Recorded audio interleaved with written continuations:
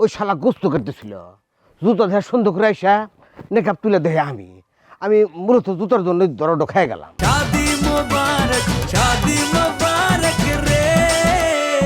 ভালোই তো।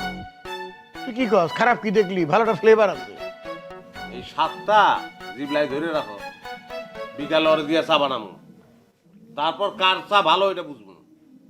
আমি জীবনেও চা বানাবো না।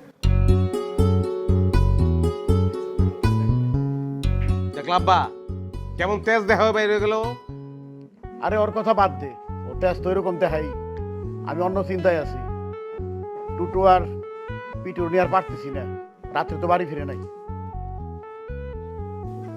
তুমি বড় বাইরে বাড়িতে ফিরে আনো, পিটু চিন্তা গরম লাগবো না। ওই মাই উনারে পাঠাইছে ঘর দখল করতে, বিয়া না কইরাই। বিয়ে করে নাই কইতেছ? করলে তো কাবিন নামা দেখাইতো, যাইতে পারছে পারে নাই তো। আর মাইমুনাও তো গেছে গা, তার মানে কি বিয়াটা করে নাই ওরা? তাহলে তুই টুটুর খোঁজ কর, আমি করে আইব না।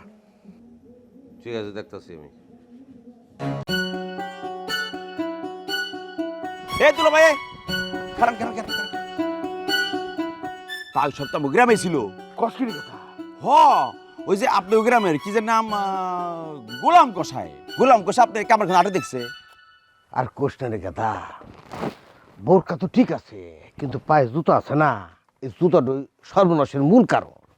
ওই শালা গোস্ত করতেছিল, জুতো দেয়া সুন্দর করে আইসা নেকাপ তুলে দেহে আমি মূলত জুতার জন্য দরড খেয়ে গেলাম। তা আপনি জুতা পরে এলাকাতে পই পই করে ঘুরতেছেন কে? জুতা খুলে ফেলান। আর আপনি যেহেতু দরা খাই গেছেন, তাহলে দরকার কি আপনি বোরকা খোলেন, বোরকা খুলে এলাকাতে করেন। শোনেন, আপনি আপনার বন্ধুর পিটু আছে না, পিটুর লোকে আত্মগোপনে যান। হয়েছে না, পিটুর সাথে আমি কি আত্মগোপনে যাবো? এই দুলা ভাই, মামুনা বুড়ে বউ সাজায় ঘরে তুলে চাইছিল, এখন হেরে তো ঘরে তুলে পারে না, উল্টা হেও ঘরে ঢুকতে পারতেছে না। ও, তাইলে তো এখন পিটুর খোঁজই করা লাগে। হা খোঁজ করেন খোঁজ করেন। আর আমার কিছু টাকা পয়সা দেন তো। এই তোর আক্কাল দাঁত কবে জ্বালে ওরে? তুই দেখতেছিস আমি নিজে আত্মগোপনে আছি, আমার কাছে কোনো টাকা পয়সা আছে? পকেট তো পুরাই খালি। এই দুলা মিথ্যা কথা করেন না তো। তাই সব একটু কয়ে গেল আপনি বাড়ির থেকে 30,000 টাকা ক্যাশ নিয়ে বাড়াইছেন। না, আব্বা যেটা কইছে মিছে কথা কয় নাই, 30,000 নিছি, কিন্তু ওই যে কামার খন্দ বাজারে যায় সব ব্যাংকে থুয়ে আসছি। বর্তমানে আমি পুরাই উত্তুল, হাত খালি, পকেটে কিচ্ছু নাই। আরে বাবা, পকেটে হাত দেন না, পকেটে হাত দিলে কিছু খুচরা পাতি বাড়াইবো তো। হাত দেন হাত দেন হাত দেন। আরে স্যাংরা, তুই আর মানুষ হইলি না। আমি জানি আপনার টাকা আছে।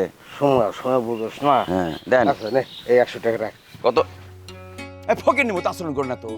100 টাকা, এটা এই সময় কোন টাকা হইলো? অন্তত 1,000 টাকা তো দিবেন। তক নিয়ে আর পাইলাম না রে গেদা, আমার পকেটের মধ্যে আর 1,000 টাকা ছাড়া একটা বাড়তি টাকা নাই। এটা দে, এনে, এখন আমি পুরাই উত্তুল, খালি 100 টাকা থাকলো। এরও দিতেন, একটা কোক মুখ খাইতাম। টাকা খালি তোরই লাগে, আমার লাগে না নাকি? বুঝছি।